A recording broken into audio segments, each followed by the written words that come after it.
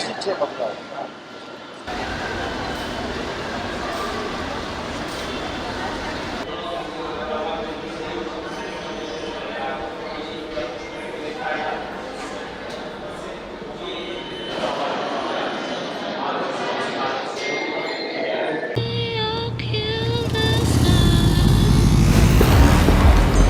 Kalabalık mıdır sence? Ha? Çok bekler miyiz? Yok anneannem, aldım ben biletleri.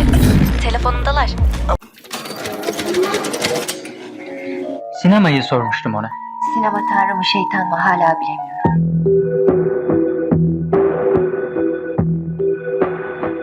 Bence en güzel festival birinci Li gorî min festîvala herî baş a Stenbolê ye. Dora festîvalên li bajarên din tê.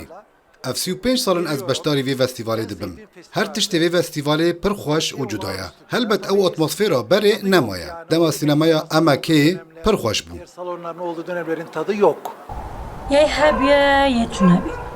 Şikefteki ve deveki hiç abgel hende bazı dizi hamoya. Devici agir ki ya xab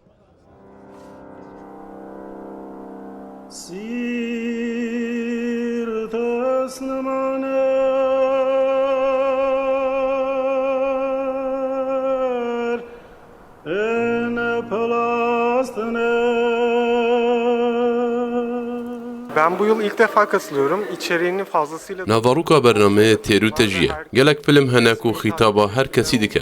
Ji rûj helat û ji rûj abaya cîhanê jî film hene. Sinemada, farklı sinemadan filmler mevcut. Yani aklıma geldi.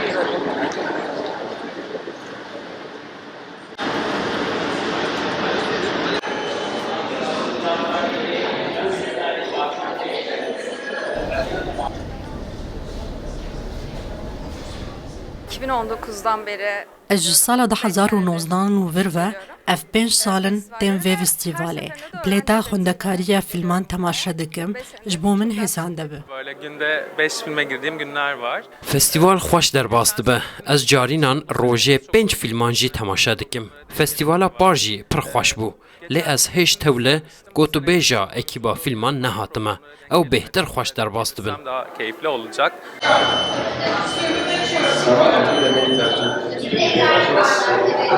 İşvan Sabo, Mikloş. Yine 20 liradan 25 bin tane